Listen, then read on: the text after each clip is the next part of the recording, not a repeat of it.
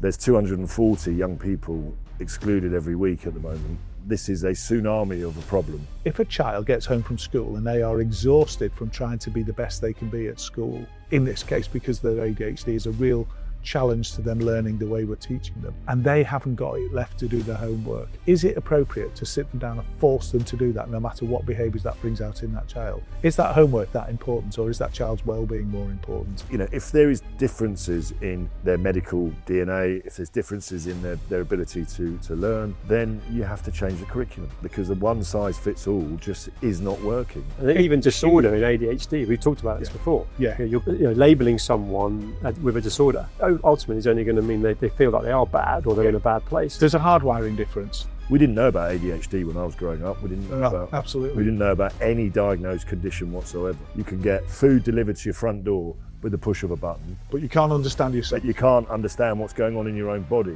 There's 18 questions Yeah. that can tell you the answers to that question. Promise you that with the right interventions, you can turn someone's life around. Lawrence, international rugby player, superstar, a man who can wear a knitted pullover and pull it off. Do you reckon? Yeah, I do reckon. But that's not what we're here to talk about. You know, that superstar status has now been used for a different purpose. And that purpose is all about excluded children. Yes. And we're talking here about ADHD, and there's a very strong link with neurodiversity and excluded kids. Yes. What do you hope to get out of this conversation, do you think? Well, to understand a bit more around neurodiversity. I mean, I think I know. Well, first of all, thank you for inviting me to join you. Pleasure. And yeah, I'm deeply passionate about helping young people with from disadvantaged backgrounds that find themselves for whatever reason excluded, and inevitably and coincidentally, I suppose, a lot of the young people that we work with obviously have some sort of diagnosed learning, condition or diagnosed condition, some of it medicated, sometimes not. So I'm as passionate about meeting other people who are passionate about the area that they're focusing on. So yeah, and working out how we can move forward together, because I think this is a problem that is growing. It's getting bigger and bigger. Exclusion's getting bigger and bigger, as is sort of specifically diagnosed conditions are getting more and more common amongst young people. So if we put those two things together, there must be some commonality. And I genuinely, hand on heart, believe that it's a problem that is solvable and fixable. And certainly we should be able to bring the numbers down rather than what's happening at the moment, where things are spiraling out of control.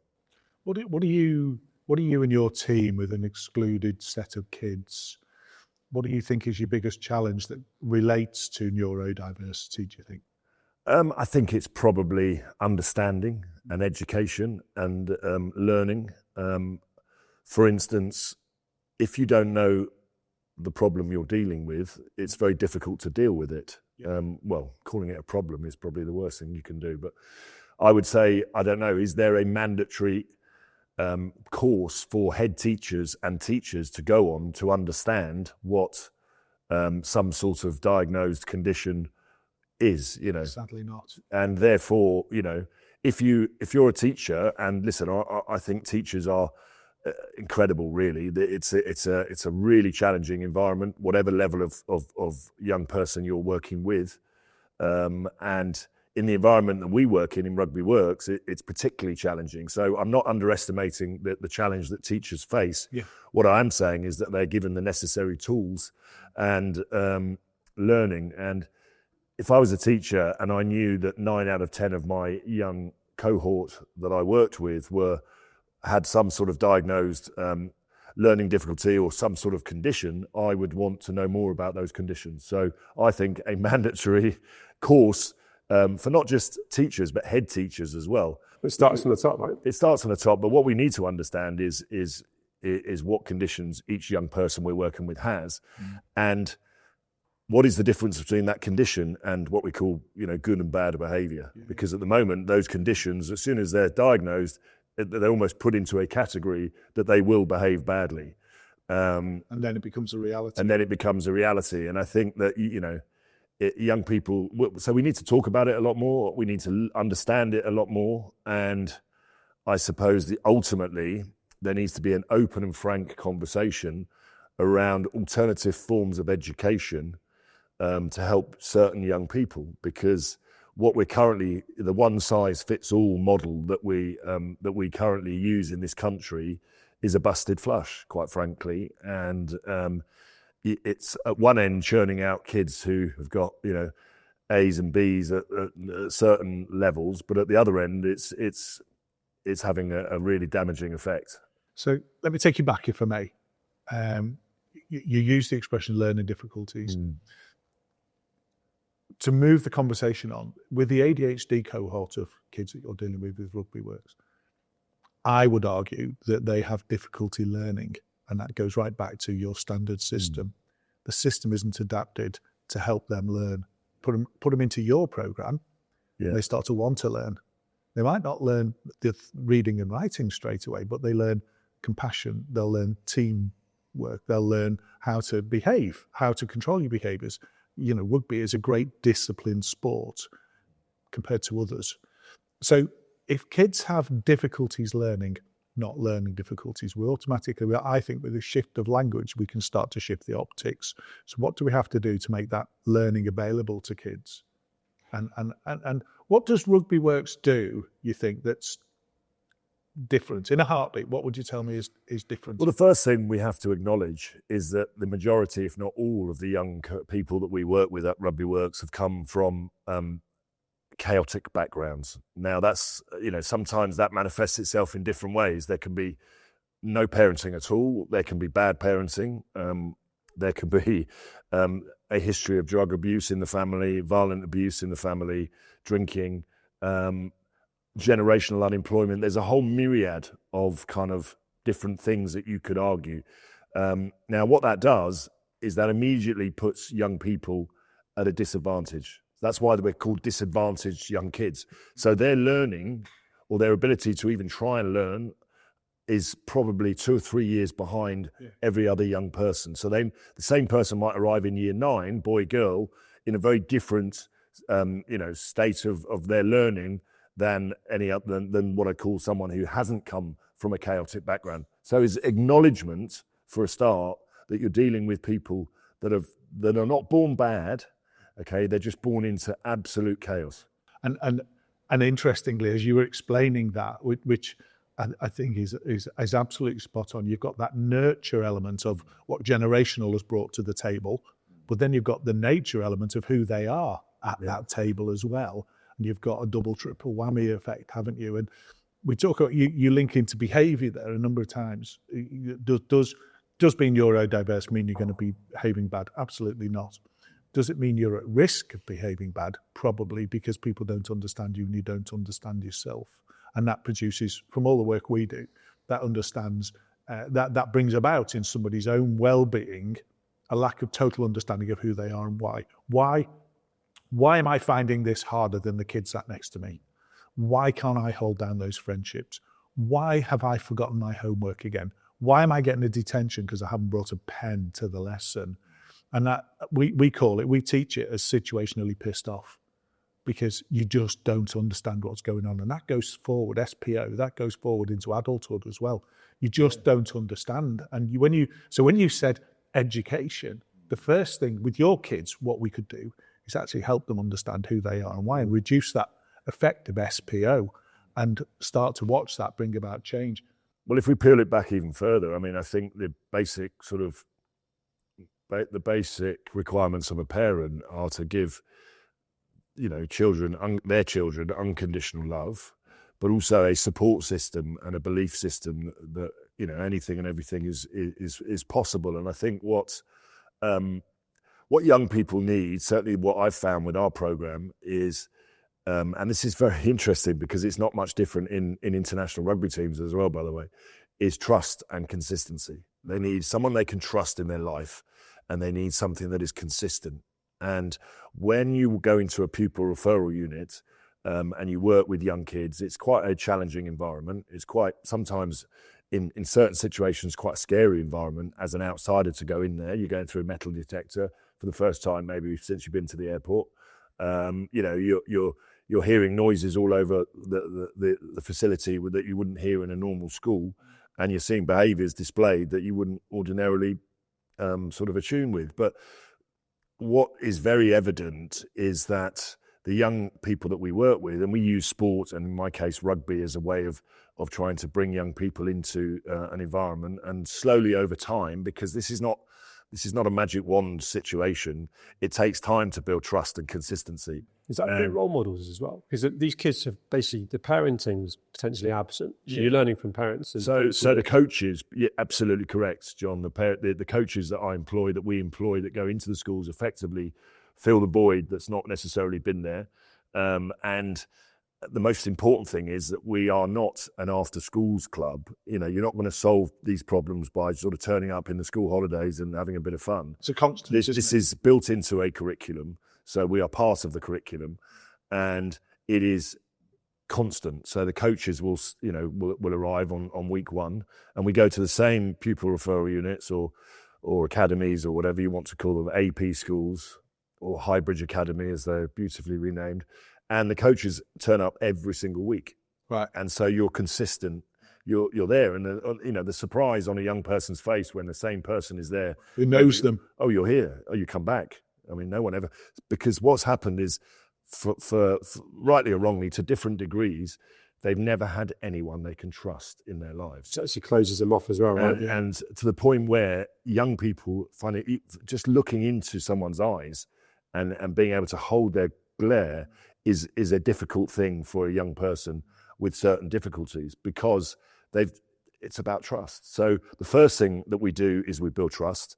We are consistent with what we're trying to achieve, and this is not about them becoming international rugby players. It's about trying to put a smile on people's faces. What is the outcome that you see through your program? What do you typically get to as a successful? Well, ultimately, as you can imagine, having come from a background of high performance and sport, I do like to know what success looks like. So when we rebuilt the program and we kind of pulled it apart really and started again when I first launched the charity. Success for us, the flag in the sand, is taking young boys and girls, because girls get excluded as well, on a journey from the age of around about 14, although we work with young people slightly earlier than that. And it's a 3-year program. Wow. And we stay connected and close to that person for 3 years, monitoring. And it's a behavioural change program, really. But ultimately, success is about getting them into what we call full-time employment or education. Yeah. Because currently, if people don't go through programs like ours, like Rugby Works, they end up in prison. So it's a sad indictment. What is your success? I know it's a high number, so that's not a challenging question. What is your success rate? We work with, at the moment, about 2,500 young permanently excluded young people around the country, so nationwide. And we have an 89% success rate in terms of taking them on that journey from the age of 14 to 17, 18, and not just signposting them, because lots of programs, lots of adverts on TV signpost people in the right direction, but that's not good enough. You've actually got to take them there and hold their hand all the way through. That comes back to the trust. Towards, this girl can, great campaign, did wonderful things to get young girls inspired and feeling good about themselves, but it's a signpost. You need to close the door and close the loop. And I think that's where a lot of programs maybe don't really understand what they're trying to achieve. And your question was absolutely spot on. Well, what are you actually trying to do? Because I could work with thousands of young kids, and I'm talking about hundreds of thousands a year, and give them a rugby ball and feel quite proud of myself, and they go home and say that they maybe got coached by someone with a funny name or whatever. But this is about working with a small group of young people and having a absolute meaningful impact on their lives. And so success is getting them into full-time employment and education. Now, to your point, currently failure or not being involved in the program is, 65% end up in prison. So 89% in full-time employment is a number that I'm proud of, but what I'm not so proud of is that there's 240 young people excluded every week at the moment. Okay, that number's risen in the last few years from 120 to 240. So that's doubled. Now, the reasons for exclusion we can talk about and separately, but the problem is not going away. So me working with 2,500 really is the tip of the iceberg. And this is a tsunami of a problem that is here for this government and probably the next government if we don't tackle it with conversations like we're having today. What would allow you to engage with more children and scale? Is it funding? Is it more resource and personnel? The reason why I'm asking is there are so many people, including Simon Morris, who you already knew, who was Global Creative Director of Amazon, 10 years reporting into Bassos, founded Love Film, sold it, for mega money. My point being, in his youth, he was playing truant. His creativity kept him probably potentially out of jail. Yeah. And then he comes through, he finds his way. How many super bright people we know struggled at school, misunderstood, getting into trouble, and potentially got through, that have then been really successful. Yeah. So you've got kids that you're working with that have got huge potential, that are just misunderstood. So there's a lot of people looking into this that could actually be like, actually, I want to help. So I'm just sort of working out how you scale this. Yes, the awareness is one area. I mean, when I throw statistics at people, and I don't like to, I'm not a numbers person myself, but it is important to understand, 240 14 to 18-year-olds are excluded every week. That is a shockingly frightening number. 65% of those young people with no help at all end up in prison. 65%, so 6.5, nearly 7 out of 10 people who are excluded permanently end up in prison. The cost to us as a society, is to incarcerate and keep someone in prison per year is huge. Yeah. And 66% of all prisoners currently in the United Kingdom reoffend. So we're in this virtuous circle, which is not only costing fortunes of money, but it needs to be broken. We need to break the cycle. And to your point, what is stopping us from doing that? I think the fundamental awareness is important. Understanding there is a problem. This is a problem that consecutive governments have swept under the carpet or chosen to ignore because the statistics no one knows about. It's almost, we call it lost boys, lost society. It's a forgotten part of society that no one really cares about. Last time I did the numbers, 25% of the prison population have ADHD. An awfully high percentage of the excluded children's population have ADHD.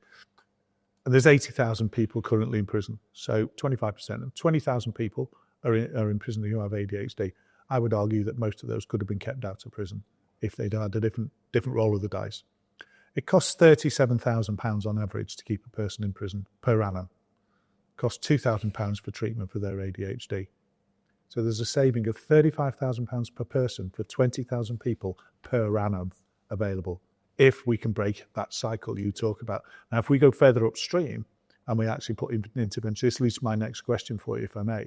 We go further upstream, so a child who's at risk of being excluded, if we can prevent that exclusion through the appropriate set of interventions, we can actually stop that, and then stop that, and then stop that. Yeah. I mean, I've chosen to enter the cycle, if you like, after they've been excluded, but before they've gone to prison. Yes, it's a good intervention point. Without doubt, it's the last intervention. Yeah. If I'm brutally honest, before they're then in prison, and then it becomes much harder. Much harder. It's not impossible, because there's no reason why we shouldn't profile everyone in prison and make sure that when they come out of prison, we give them what they need. We give them what they need to make sure they're not reoffending. But equally, what I'm trying to do is stop them going to prison and ending up in full-time employment education. There is no doubt going, further upstream, stopping young people from being excluded. And this is where the point that that ADHD is one of the many of diagnosed conditions. The young people we work with, once excluded, probably 9 out of 10 of them test for some sort of medicated diagnosed condition. Yeah. So there's a whole stigma around if you have a condition like ADHD, then you're far higher risk of exclusion. That's not the case at all. There needs to be an education around these conditions, including ADHD, much further upstream. I think head teachers need to understand what's the difference between a young person who I teach who's got some sort of diagnosed condition like ADHD and what is bad behaviour. Yeah. And let's not correlate the two together. Absolutely. Because there are plenty of young people who go on and be incredibly successful, okay, some of them excluded bad behaviour, some of them not, but they had those conditions in the first place. Let me spin a different emphasis for a minute. Let me play with you for a second. You've had an incredibly successful sports career, and most of us watched that big game when you brought the cup home, and it was incredible. Go back even further. What was school like for you? Because I don't know if you've got ADHD or not, but we've had that conversation outside of these doors. You don't know if you've got ADHD or not. What was school like for you? Because I think sport may have been really advantageous for you. Yeah, I mean, I think I've spoken to John about this already. I came from I wasn't born into chaos. I was born into a very loving and caring family. I was given unconditional love and a support system and a belief system. That doesn't mean that we were financially in great shape. You know, my parents ran a confectionery, sweet shop, cigarette shop in the East End of London. So it was very real, very working class. And then, you know, my parents made conscious decisions throughout their working life to try and improve the circumstances for both their young kids, my sister Francesca and I. We then tragically lost my sister in the Marchioness, so there's trauma. I was 16, she was 19. I was in a very difficult place emotionally. And had it not been for rugby and the intervention that rugby became for me, then, you know, like a lot of young people, my life may have turned in a very different direction because I was getting into all sorts of trouble. But at the same time, my parents had financially took me out of the state sector and put me into independent school, which I'm not saying is any better or any worse, but it provided a safety net and a bit more of a blanket for me to fall into. But ultimately, you know, it was I couldn't say that I came from a troubled background or a chaotic background, but equally I used my trauma and what happened to me as a young person to drive my ambitions and my focus, really. And that was my why. That was why I ended up playing rugby. I mean, I often wish I'd chosen another sport which didn't involve getting smashed to pieces every week. But I chose rugby, and I was driven emotionally, you know, to try and honour the memory of my sister, and that was it. It wasn't because I wanted to be a rugby player. You know, there was no such thing as a professional rugby player when I first took up rugby. It was just a bit of fun, but it became very much about the heart and the head for me rather than anything else. So when I retired, I knew that I wanted to do something positive to give back. I was firmly brought up with the belief that, you know, you arrive in this world with nothing and you leave with nothing, and you know what happens in between is generally quite important, and we all chase health, wealth, and happiness.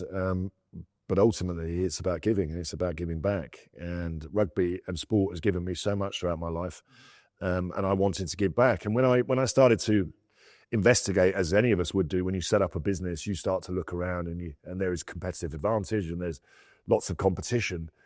I knew that rugby was my passion, and sport generally, and I knew that working with young people was the area that I wanted to explore.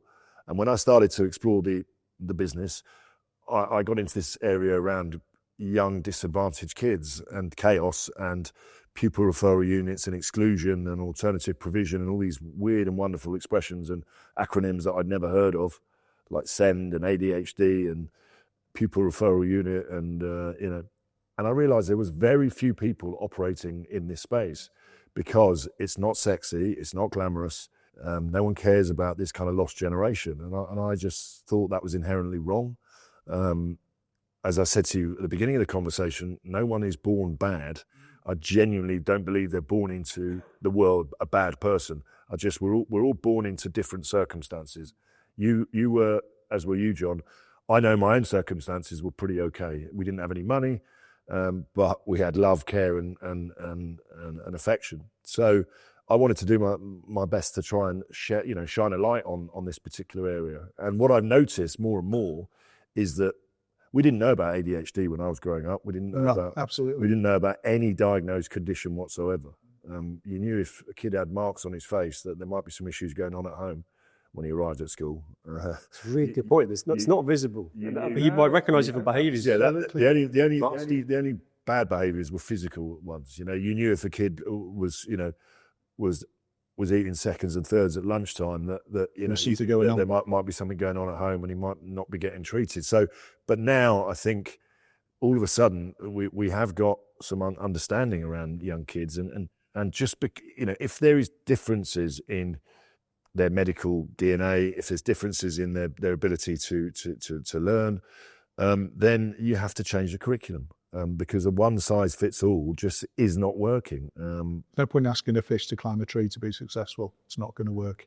That's very impactful, how much you do care about making a difference in this field. And one of the things we're on a mission to do with this television series is join people up, raise awareness, but also remove the shame of being neurodiverse. Absolutely. Because there's far too much shame about being different in our current society's way of thinking. You can't just walk up to someone and say, "Don't be shamed by having ADHD." That's never going to work. But also, we need to sever this link between neurodiverse behaviours and bad behaviour. Absolutely, because there is a common perception that if you are a badly behaved child, you must have some sort of condition. And if you have some sort of condition, it's you're immediately going to behave badly. And this is where teachers and head teachers need to educate themselves on what are these different conditions and why do young people have them, and what is bad behaviour, and we need to separate those two things. It's massive, isn't it? Even disorder in ADHD, we've talked about this before. Yeah, you're calling, labelling someone with a disorder, which ultimately is only going to mean they feel like they are bad or they're in a bad place. So the whole thing needs. There's a hardwiring difference, and what we've got to do is sort out that wiring. That's the job, and my argument to you would be we need to get every young person in this country tested. What is the optimum age to be tested for for ADHD or something similar? And when a condition is first identified, there needs to be the right provision and absolutely and supervision to ensure that it doesn't become something that ends up spiralling out of. I mean, I've worked with rugby players who've got heart conditions, but they still end up being professional rugby players. Yeah. Because it's the right care. It's the right care and the right attention. Absolutely. And what we can't afford to do, no one can afford to do, is run an endless screening program with then nothing that happens. There's no use someone saying to one of your kids, "We think you might have ADHD, therefore we're going to do nothing about it." That's the worst thing that can happen. That breaks your trust straight away. There's an interesting perspective on behaviour that you bring in that I'd like to just explore, because I want to explore it with a view to coming and working with some of the kids if we can. If you are constantly not understanding yourself, and you're in an environment that doesn't understand you, and let's take education. We're giving education a hard time here, but you are as bright as a button, but you can't transfer that into anything that people see as successful in your learning. You are going to get really down about it. Yeah, of course. Yeah, and you're going to get into trouble as well. Well, that's where it comes, because many of the kids we've worked with in our clinic, the coping mechanism for, I can't follow that lesson on that dry whiteboard. I cannot follow that at all. So when the teacher comes to me and asks me a question, I am going to look like a complete pillock in front of my peers, and I'm not going to let that happen. So some kids will opt to go to the toilet when they think they're going to get their question. And the teachers are saying they've not got ADHD, they've got a bladder infection. Some kids will cause a kerfuffle, and they'd rather be in trouble for causing a kerfuffle than be caught out for being stupid, in their words. And we create this environment that puts these people at risk of feeling threatened and shamed by not being able to do the things we expect. Follow the lesson, bring your homework done. We say this is contentious, and I accept this. If a child gets home from school and they are exhausted from trying to be the best they can be at school, in this case because their ADHD is a real challenge to them learning the way we're teaching them, and they haven't got it left to do their homework, is it appropriate to sit them down and force them to do that, no matter what behaviours that brings out in that child? Is that homework that important, or is that child's well-being more important? And I would argue the well-being is more important. The education system's wrong. Do you think it's got to a point now in society and in where we live that there should be some form of mandatory testing? Okay, means tested. So I'm a parent who can afford to pay for mandatory testing, but there might be parents that can't afford mandatory testing for in young people for diagnosed conditions, because I'm at a loss to understand. We have to have certain injections when we're young, and they're mandatory. There's to protect us against polio and all these things, and MMR, and we have to have those. We don't have to, but they are strongly encouraged. They're strongly encouraged, and you can go and get them free of charge, etc. You're right. And funding could come through saving the money. I'm genuinely at a loss to understand how this is such a problem now. Okay? Mental health is nowhere near where physical health is. But at the moment, we're getting people that are diagnosing themselves, right, which is wrong. And then people are off. It's easier to be off work at the moment, all right. And you can earn up to £38,000 a year in benefits. I probably shouldn't, say this publicly, but if you tick the right boxes, you could earn up to £38,000 by being off sick work through mental health, through the various diagnosed conditions. Now, I don't understand why young people can't have some sort of digital passport that they carry throughout their whole education, their school life, which allows new people that they come into contact with to understand them a bit better. Yeah, and brilliant. Well, yes, there's a massive solution there. There's no doubt that we can. Let's go back to the stream analogy. We can work earlier and quicker with these children and help them and steer them. If I'm a parent, I want to know if my absolutely, and therefore I pay for it myself. I mean, I didn't realise my youngest son was dyslexic until I took him out of school. Until I saw his GCSE mock results. And then I thought, we might have a bit of a problem here. And then I thought to myself, you know what? I'll just get him tested for dyslexia. And it turned out he was 25% dyslexic, and he ended up, getting some help. And he ended up with A's and B's throughout all his GCSEs. But well done you for intervening. It's some understanding and knowing. Now, I'd like to know if I've got ADHD, let alone if my kids have, and therefore. Is there an age that is there a certain age that you need to be able to diagnose? Can you tell really young? Our youngest patient's 5, and our oldest patient presented, I think, at the age of 78. So there isn't. But if you were to ask me from my experience, is there an optimal age for tested? Yeah, I'd say it's 8, because at the age of 8, you've got enough. Life experience where people watch and can see and form an evidence pattern, but your coping mechanisms in an 8-year-old are not deep-seated enough. So the same time you pick a football club, you get tested for ADHD. And the screen you actually look at who needs to be tested is you talk about means testing, but what about actually looking for where the risk test comes from? So who's at risk and why? And those are your priorities. And why, as you say, why not screen where we think there's a risk and then act upon that risk? That's where the entrepreneurial piece needs to come in. Government's never going to fund it. When you're talking about if the current is gaining pace, as the more and more it moves upstream without any gets harder and harder. It gets harder and harder. So if we know that someone at the age of 8 is at risk, has got some sort of diagnosed condition, and presume people can have a condition later on in their life. It doesn't start at it. No, they'll have it from birth. It's hereditary. Okay, so therefore it's hereditary. So you can intervene. Understanding at the age of 8 would be so. Perfect. What we're suggesting, and hopefully we inspire some sort of actions that out of this, but some sort of mandatory. There's 18 questions. Yeah. That can be asked of a child, or there's a very straightforward computer program test, which is like playing Snap on a computer, that can tell you the answer to that question. And therefore, I promise you that with the right interventions, you can turn someone's life around. See, I thought COVID was going to be a turning point in our digital passports and our biological passports, because we weren't allowed to go anywhere unless we had one. Now, I don't really understand that that's all been wiped now, and having a digital passport of my mental health and my physical health, I think would be a massive step forward. And I do not understand when you can get a taxi down the end of the road by the push of a button, you can get food delivered to your front door with the push of a button, you can pretty much buy whatever you want. But you can't understand yourself. But you can't understand what's going on in your own body. And you turn up at a hospital and you present yourself, and you have to sit down there and fill in a questionnaire with a clipboard and forms that probably take you a couple of hours at best. Probably longer if you've got ADHD. Which is just as well, because they can't treat you for at least 3 hours. So my point is that I think it does need to happen, all right? And it needs government intervention. There's some sexy things very enabling things that can be done without a shadow of a doubt.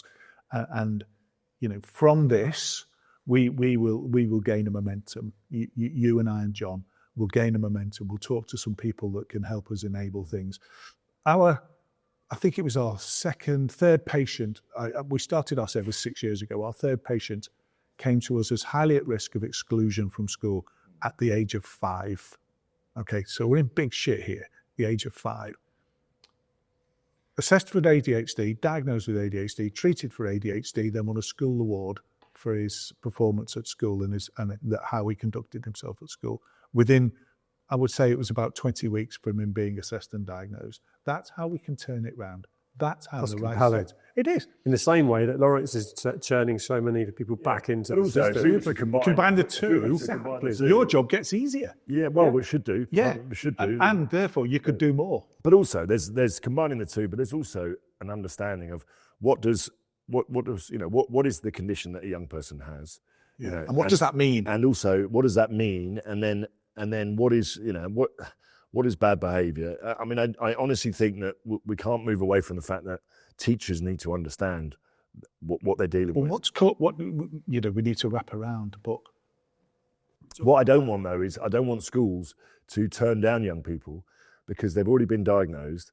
And they go, well, we don't really want young people with a diagnosed condition. Absolutely, because and there's no need for that. There's absolutely no need for that. And what's very much proven is we can change people's lives as a medical care provider. We can change people's lives very quickly. And then what you do is you put the right scaffolding and structure into their life to make sure they stay on that pathway. And that is not costly. It goes back to one of the first things you said at the start of this. It's an education piece. What needs to be put in place is already in place. There are TAs in school, there are teachers. It is harder not to do it than to do it. All we need to do is get people I've given you the statistics that I, at Rugby Works, have faced or found out or I'm involved in. The challenge we have is X number of being excluded, et cetera, et cetera. How many young people are you testing each year, or how many people have been through your thousands. But how many are still out there that we don't get to? What percentage of the population? It goes back to the mandatory. Well, it's 5% of the population are believed to have ADHD, and it's something like 0.05 are currently in treatment. So despite all of the headlines in the newspapers about this is a growing problem, we're nowhere near. I was in America last week. As a world, we are nowhere near the threshold of where we should be for catching this. Bit like where we were with cancers many years ago, when we brought screening in for, say, breast cancer or testicular cancer or whatever cancer. It's the screening programs that you're talking about, you're advocating, that have changed the impact. But if you're telling me it's genetic predominantly, then really a screening of a young person, boy, girl at the age of 8, should be taking place mandatory, so that we understand what trajectory that young person is likely to. It would be brilliant to see what impact that would have by doing it on a trial. Well, I would say that the scale of that, there isn't a service that can cope. So bring it back to managing risk, because we're not managing risk, we're just ignoring risk. So you start off with managing risk and take it forward. You're dealing with them, pulling them out of the water because they've been excluded. We can get that upstream and earlier and use Rugby Works and ADHD 360 and some of the people that we've met and talked to, some entrepreneurs, that can actually enable this to happen. We can make a catastrophically positive difference to society, and that remove the shame and make a difference. Yeah. It's got to be a good journey, hasn't it? yeah, absolutely. We've got to do it.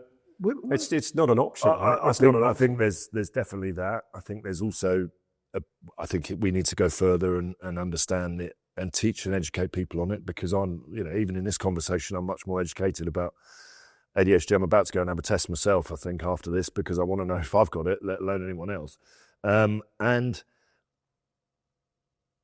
even further than that, I think there needs to be an open conversation within the education system about non-traditional forms of teaching, because you're saying that young people get pissed off. They don't know why they get pissed off. They then, they can't absorb, they disengage, and then it may or may not lead to exclusion. There is a conversation that needs to take place that says, well, the traditional form of education around maths and English and around you've got to hit these metrics, are not fit for purpose anymore. Imagine putting this guy Jordan in the same room. Yeah, 100%.